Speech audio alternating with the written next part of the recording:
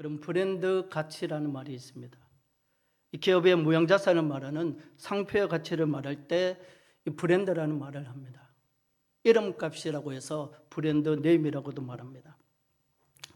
오늘날 수많은 회사들이 전쟁을 치르듯이 각 기업마다의 브랜드 네임을 통해 기업의 이미지를 높이기 위해 얼마나 신경을 쓰고 있는지 모릅니다. 그만큼 그 실체와 이름은 밀접한 관계를 가지고 있기 때문입니다. 여러분, 이름이라는 것이 그렇게도 중요한 것입니다. 근데 오늘 우리가 살펴볼 말씀이 바로 하나님의 이름과 관련된 계명입니다. 우리가 이미 살펴보았듯이 제1계명이 신앙과 경배의 대상으로 유일하신 하나님 한 분만을 섬길 것을 가르치고 있다면, 제2계명은 하나님께 대한 경배의 방법으로 어떠한 형상도 만들지 말고 섬기지 말 것을 가르치고 있습니다. 그리고 오늘 제3계명은 유일하신 하나님을 예배하는 예배자의 마음가짐을 가르치고 있습니다. 여러분, 그리스도를 믿는 신앙인에게 가장 중요한 것은 예배입니다. 예배는 신앙의 중심이요 절정이기 때문입니다. 우리 믿음의 선진들은 예배의 모든 것을 걸었어요. 그래서 저는 모태신앙은 아니지만 제가 그 학생회 때를 생각해 보면 정말 교회 수많은 우리 권사님들, 우리 믿음의 우리 선배들은 예배에 목숨을 걸었어요. 그래서 집을 구할 때도요, 예배를 드릴 수 있는 거, 새벽 예배를 드릴 수 있는가, 그게 중심이었어요. 전 지금도 모교를 생각하면요, 그런 생각이 나요. 항상 뭐 주택을 구하든지 뭘 하든지 그 중심이 교회가 있느냐 없느냐, 그것이 중심이었어요. 어디가 땅값이 앞으로 많이 오르고 집값이 많이 오를 것인가, 그것이 아니고 어디가 교회하고 가까운가, 내가 가서 기도할 수 있는 그 위치가 되는가, 그것부터 살피고 가서 집을 알아보고 계약하고 그랬다는 것입니다. 예배는 신앙의 중심이요 절정이기 때문입니다. 그래서 제3계명은 우리가 어떻게 하면 예배를 잘 드릴 수 있는지를 우리에게 가르쳐주고 있습니다. 다시 말해서 우리가 하나님을 바르게 잘 예배하기 위해서 꼭 가져야 할 마음가짐이 있다는 것입니다. 그렇다면 그것이 무엇일까요? 한번 따라해 볼까요? 하나님의 이름을 존중하는 마음입니다. 그래서 하나님의 이름을 존중하라는 말은 곧 하나님 자신을 존중히 여기라는 말입니다. 왜냐하면 하나님의 이름은 하나님의 인격, 즉 하나님 자체를 가리키기 때문입니다. 그래서 예배자가 중요하게 여길 것은 바로 하나님의 이름입니다. 왜냐하면 하나님은 영이신 인격체이시기 때문입니다. 우리가 지난 시간에 살펴봤듯이 하나님은 영이시기 때문에 형체가 없으시다는 거예요. 그래서 하나님의 인격은 그 이름으로 표현될 수밖에 없다는 것입니다. 그래서 우리가 하나님의 이름을 어떤 자세로 대하느냐에 따라서 우리의 마음이나 태도가 평가되어진다는 것입니다. 여러분, 하나님을 예배하는 자리에 나온 것 정말 잘한 거예요. 그런데 우리가 어떤 마음과 어떤 태도로 하나님을 예배하는 자리에 앉아 있느냐는 것입니다. 저는 제 자신도 그렇고요. 특별히 이제 교육기관에 우리 젊은 다음 세대들 보면 예배 자리에 앉아 있는데 아무런 생각이 없는 것 같아요. 물론 그렇지 않겠지만. 근데 이렇게 보면요, 그냥 아무 생각이 없는 것 같아요. 물론 그것이 중요한 것은 아닌데, 옛날에 그랬잖아요. 제가 중고등학교 때 생각해 보면 권사님들이 그랬어요. 막 예배를 드리러 올 때 반바지 입고 오면 막 혼내셨어요. 서립바 신고 오고 양말 안 신고 뭐 난리 났었어요. 우스갯소리로 제가 다니는 모교에는 그 와이사스 발음으로 강대상도 왔다 갔다 못하게 했어요. 어디 강대상을 와이사스 발음으로 왔다 갔다 하냐고. 물론 그게 뭐 전부는 아니지만 그만큼 중요하게 생각했다는 거예요. 우리의 마음가짐, 우리의 태도, 하나님을 예배하는 우리의 마음가짐, 우리의 태도가 어때야 하느냐. 요즘 보면 우리 청년들도 보면 막 모자 쓰고 찬양하고 그러는데 옛날 같으면 그런 사람 택도 없잖아요. 그죠? 어디 예배를 하는데 모자를 쓰고 슬리퍼를 신고 난리 나죠.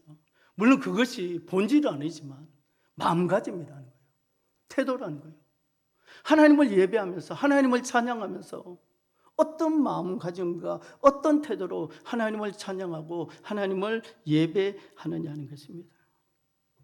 여러분, 우리가 하나님을 예배하기 위해서 이 자리에 앉아 있지만 우리의 삶의 현장에서, 우리의 삶 속에서 하나님의 이름을 어떤 자세로 대하냐에 따라서 우리 삶이 평가되어진다는 것입니다. 내가 하나님 이름 앞에서 어떤 삶을 사느냐, 삶의 현장에서 내가 하나님의 이름을 지키기 위해서 그 하나님의 이름 때문에 내 삶의 현장에서 어떤 삶을 살아가느냐, 거기에 따라서 우리 삶이 평가되어진다는 것입니다. 그러므로 오늘 본문은 하나님을 사랑하는 우리에게 하나님의 이름을 존중할 것을 요구합니다. 먼저 하나님의 이름입니다. 하나님의 이름은 사람이 짓지 아니했고 지을 수도 없다는 거예요. 우리가 성경에 보면 하나님에 대한 여러 호칭이 있지만 그 중에서도 하나님의 대표적인 이름이 여호와 하나님입니다. 우리가 출애굽기 3장에 보면 하나님께서 모세에게 일러주신 이름이 스스로 있는 자입니다. 즉 스스로 계심이 하나님의 이름의 기원입니다. 그래서 성경은 그분의 영원자로서 전에도 계시고 이제도 계시고 장차 오실 자라고 말씀합니다. 다시 말해서 처음과 나중이 되시며 시작과 끝이 되시며 계시자로서 스스로 나타내 보여주시는 하나님이시라는 것입니다. 또 그분은 언약하신 바를 반드시 이루시며 또 약속하신 바를 반드시 성취하시는 신실하신 하나님이시라는 거예요. 그래서 이 축복의 계시가 하나님의 이름 속에 모두 나타나 있다는 것입니다. 그리고 이것은 신약에 와서 예수 그리스도의 이름에 그대로 이어집니다. 그래서 바울은 빌립보서에서 이 세상에서 가장 존귀한 이름은 우리 주 예수 그리스도이심을 분명히 밝히고 있습니다. 우리 빌립보서 2장 6절에서 11절 말씀, 우리 교도가시겠습니다. 6절 말씀 제가 먼저 읽겠습니다. 그는 근본 하나님의 본체시나 하나님과 동등됨을 취할 것으로 여기지 아니하시고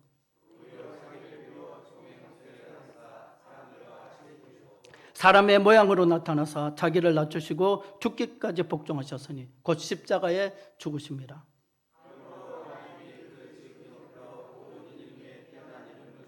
하늘에 있는 자들과 땅에 있는 자들과 땅 아래에 있는 자들로 모든 무릎을 예수의 이름에 꿇게 하시고 11절 말씀 같이 읽겠습니다. 모든 입으로 예수 그리스도를 주라시나요 하나님 아버지께 영광을 돌리게 하셨느니라. 아멘.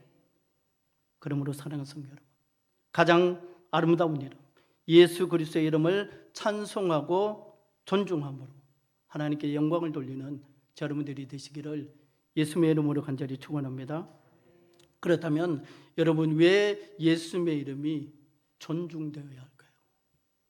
여러분, 우리가 주님 앞에 예배를 드리고 있지만 그 주님을 존중하는 마음과 태도가 우리에게 있느냐는 거예요.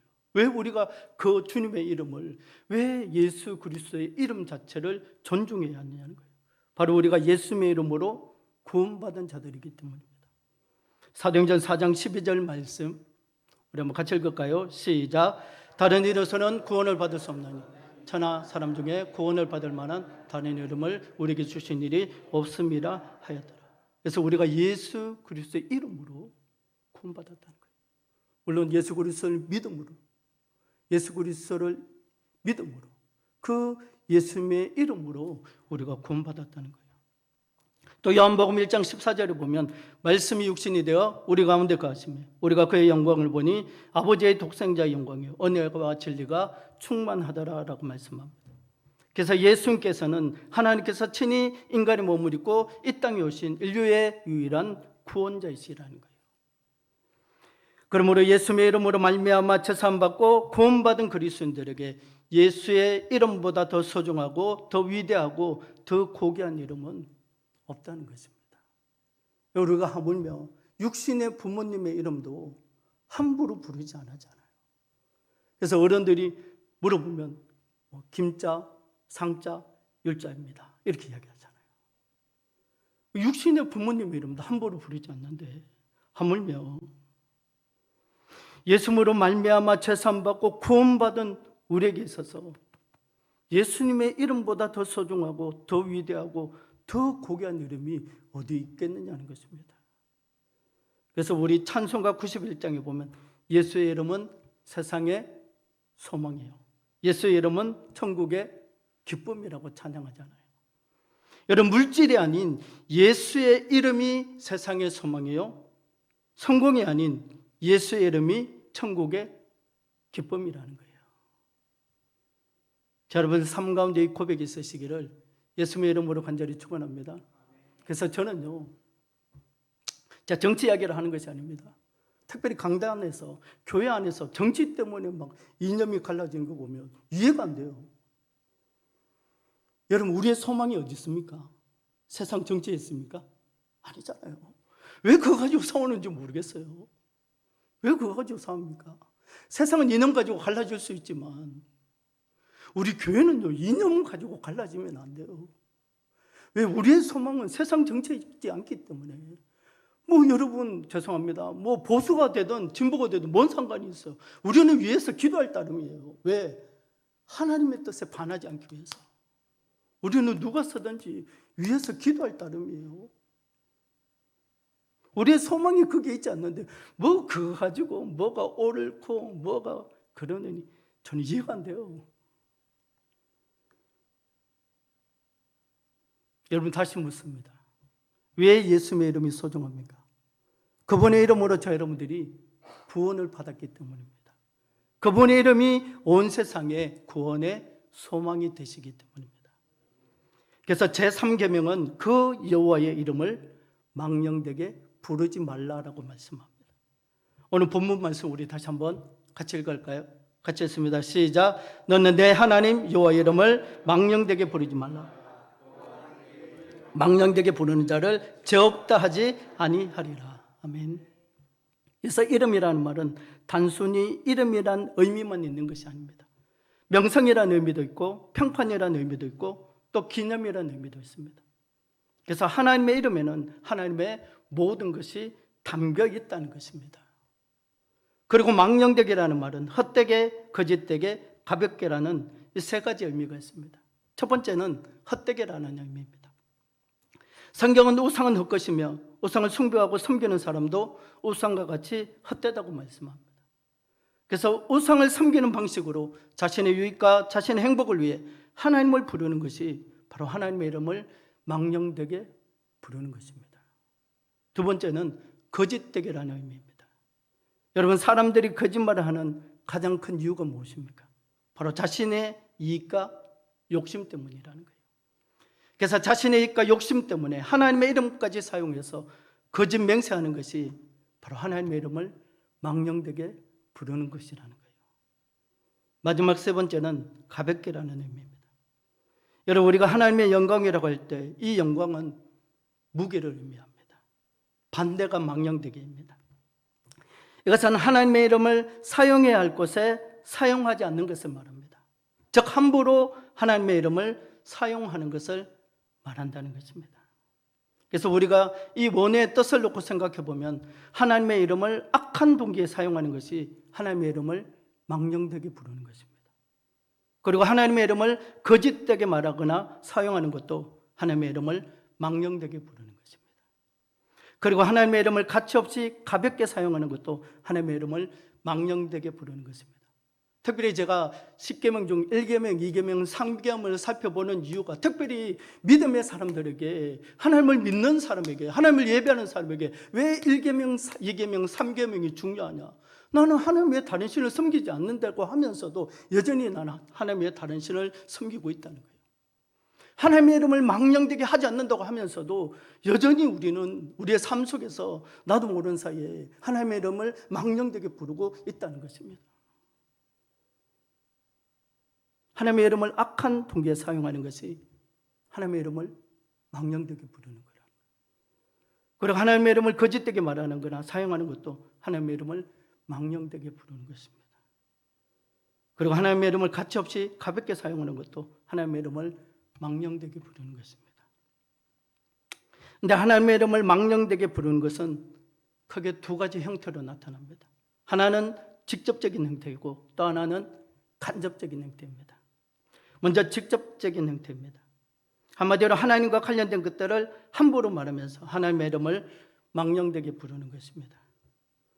오늘 본문을 공동번역이나 표준 세번역에서는 나의 이름을 함부로 부르지 말라라고 번역하고 있습니다. 여러분, 북한에서는 이 김정은의 이름을 부를 때도 그냥 김정은 동지라고 부르지 못합니다. 반드시 그 앞에 수많은 수식어를 갖다 붙여야 합니다. 여러분, 그 이름 자체를 쓰지도 못해요. 마음대로 부를 수도 없어요. 그 앞에 수많은 수식어를 붙여야 한다는 거예요. 그렇지 않고 함부로 그 이름을 부르면 언제 잡혀가서 곤욕을 치를지 모르기 때문입니다. 근데 하물며 천지 만물을 창조하시고 우리의 생명의 주인 되신 하나님의 이름을 부를 때 어찌 함부로 생각 없이 부를 수 있겠느냐는 것입니다.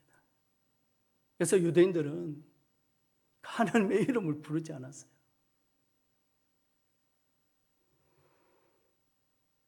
근데 하나님의 이름을 생각 없이 부르는 일들이 실제적으로는 일어나고 있다는 것입니다.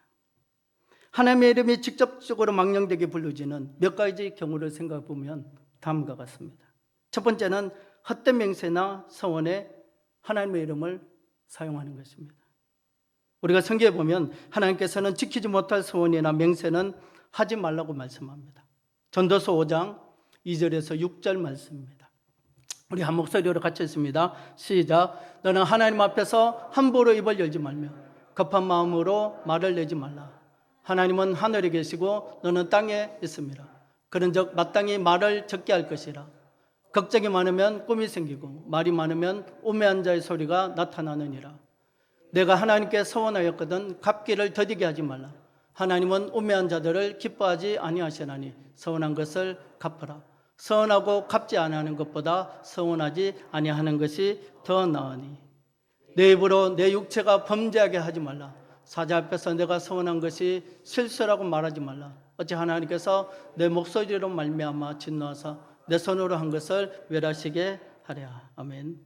또 레위기 19장 12절에 보면 너희는 내 이름으로 거짓 맹세함으로 내 하나님의 이름을 욕되게 하지 말라. 나는 여호와니라 라고 말씀합니다.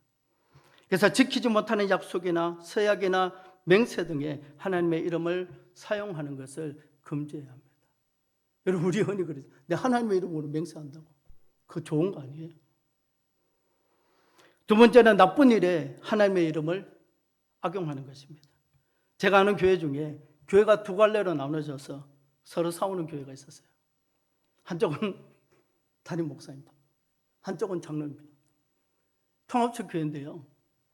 목사님하고 통합적은 장로님이 노회장을 나갈 수 있거든요. 한 교회 목사님, 장로님이 두 분이 같이 노회장을 나가셨어요. 담임 목사님 되신 거예요. 그때부터 교회가 갈라져서 목사님 쪽, 장로님 쪽 그래서 갈라져서 막 싸우기 시작하는데 얼마나 싸웠던지 동네 사람들이 혀를 두를 정도로 싸웠다는 거예요. 그런데 한쪽 편에서 용역 사람들을 동원해서 이 반대쪽 사람들을 교회에서 다 쫓아내었어요. 그러고 나서 그들이 삼페인을 터뜨리면서 하나님은 우리 편이시네 찬양하면서 하나님의 이름을 막 찬양하면서 하나님 앞에 감사 예배를 드렸다는 거예요. 그렇게 끝난 것 같았는데 문제는 동네 사람들이 거기를 교회로 인정하지 않는다는 거예요. 뭐 이건 뭔 교회냐고. 여러분, 내하고 생각이 다른 사람이 있다고 용역 깡패들을 동원해가지고 교회에서 여러분 그게 여러분 잘했다고 하나님은 우리 편이라고 찬양 부르고 막. 마지막 세 번째는 바람직하지 못한 대화 속에 하나님의 이름을 남용하는 것입니다. 이 사람들 중에는 서로 대화를 나누다가 오 마이 갓이나 지저스 크라이스트라고 외치는 사람들이 있습니다. 가장 고귀한 단어가 비속한 단어로 전락한 것입니다. 왜 이런 일이 생기게 되었습니까? 사탄이 그렇게 한 것입니다.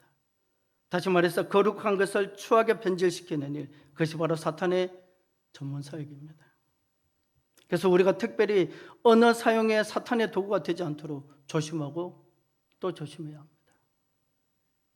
두 번째로 하나님의 이름을 망령되게 부르는 간접적인 형태입니다. 한마디로 주님보다 더 중요한 것이 있는 것처럼 암시하는 것입니다. 우리는 우리의 신앙의 대상인 삼위일체 하나님을 주님이라고 부릅니다. 그 뜻은 주인이라는 뜻입니다. 그분이 주인이시라면 이제부터는 그분보다 더 중요한 것은 없어야 한다는 거예요.